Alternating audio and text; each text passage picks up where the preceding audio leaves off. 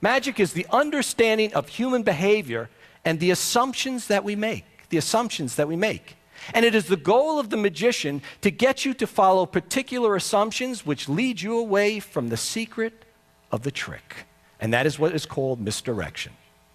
Now, I believe that principle happens in our lives and happens in business every day.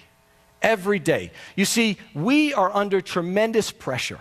Tremendous pressure. Change is happening faster than we would like. The economy is moving in a direction that we don't like. The way we live and conduct our lives, the number of opportunities or responsibilities we have with the number or the less number of people doing it for us or working with us, all increases the pace at which we operate. And in order to compensate for that, what we do is we utilize our assumptions. And the trouble we get ourselves into is that we begin to treat our assumptions as a set of truths rather than a set of beliefs. And it happens to the best, it happens to the brightest, it happens to the most successful companies in the world.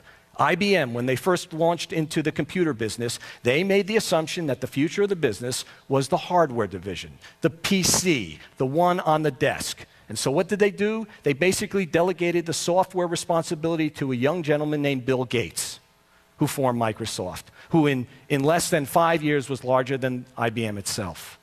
AT&T almost went out of business because AT&T was used to the telephone. And so they assumed, when the cellular business came about, they assumed that cellular was always a localized business. And during the divestiture, they actually had the opportunity to buy the major cellular distribution broadband networks, and they turned it down based on that assumption. It happens to us every day. Now, we could talk about this scenario and have you look and explore how many all the time you make assumptions to treat it truth, but that's not why we're here. We're here to talk about thinking differently. And I believe the fastest way to think differently, the fastest way to create, is to acknowledge the assumptions that we make and then challenge them. I call it following the other hand.